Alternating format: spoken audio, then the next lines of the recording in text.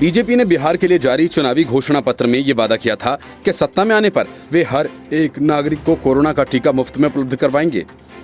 BJP के इस वादे से कांग्रेस सहित पूरे विपक्ष को मिर्ची लग गई थी। असल में विपक्षी पार्टियों ने इसे केंद्र सरकार का सिर्फ बिहार के लिए किया गया वादा समझकर जबरदस्त विरोध किया। राहुल गांधी का एक करीबी इस वादे के खिलाफ चुनाव आयोग तक पहुंच गया।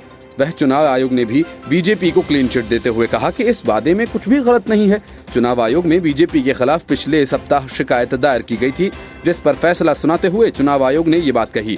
तथाकथित आरटीआई एक्टिविस्ट और राहुल गांधी के करीबी साकेत गोखले ने चुनाव आयोग से शिकायत करते हुए आरोप लगाया था कि ये केंद्र सरकार की शक्तियों का खुला उल्लंघन है और मतदाताओं को भ्रमित करने की एक चाल। उनका कहना था ये गलत है क्योंकि अब तक वैक्सीन पॉलिसी पर फैसला नहीं आया है। हालांकि चुनाव आयोग का तब भी यही स्टैंड था जब 2019 लोकसभा चुनाव से पहले कांग्रेस पार्टी ने अपनी न्याय योजना के जरिए 25 करोड़ लोगों को 72,000 रुपए प्रतिवर्ष देने का वादा किया था। आयोग ने इसके खिलाफ आई शिकायत पर कांग्रेस के पक्ष में फैसला सुनाया था।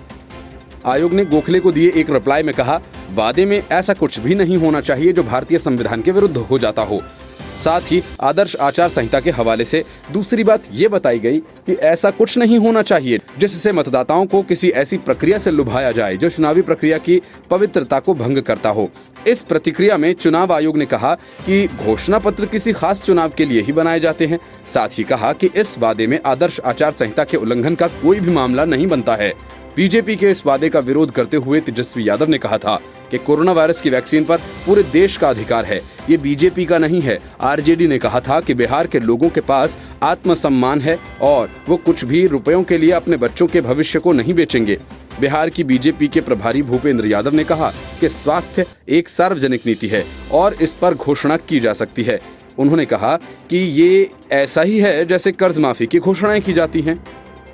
अमेरिका में प्रेसिडेंट पद के उम्मीदवार जो बाइडेन ने भी अपने देशवासियों से वादा किया कि अगर उनकी जीत होती है तो वे मुफ्त में कोरोना वायरस की वैक्सीन मुहैया करवाएंगे।